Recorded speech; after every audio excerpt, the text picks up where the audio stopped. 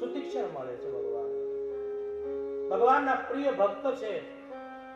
સુતીક્ષણ જાગતા નથી, એને જગાડે છે ભગવાન. જાગો.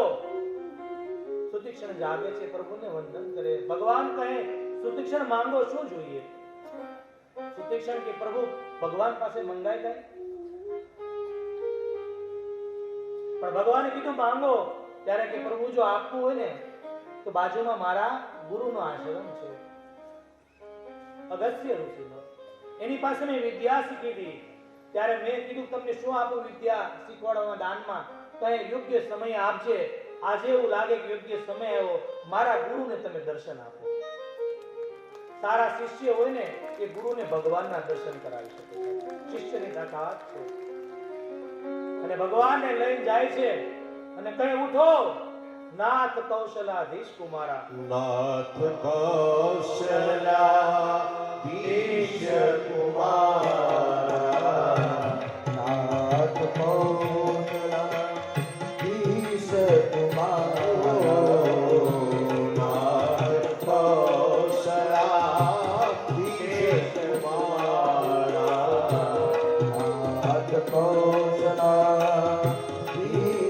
કુમારા.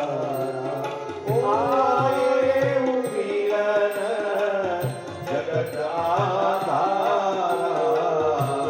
આયે મિલન જગત આધારા, આયે ઉમિલન જગત આધારા, આયે ઉમિલન જગત આધારા.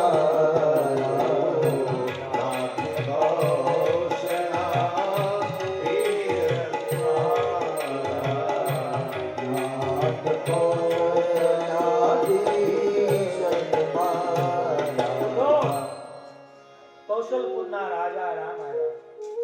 અગસ્ત્ય ઋષિને મળે છે. એક રાત્રિનો મુકામ કરે.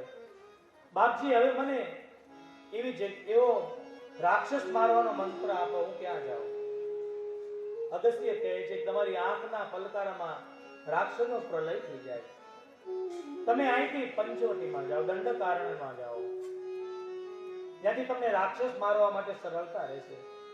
સંતોનો શ્રાપ છે એ પંચવટીમાં કોઈ હરિઋતુ આવતી નથી. આ પાવન પગલા કરી અને શ્રાપમાંથી મુક્ત કરો.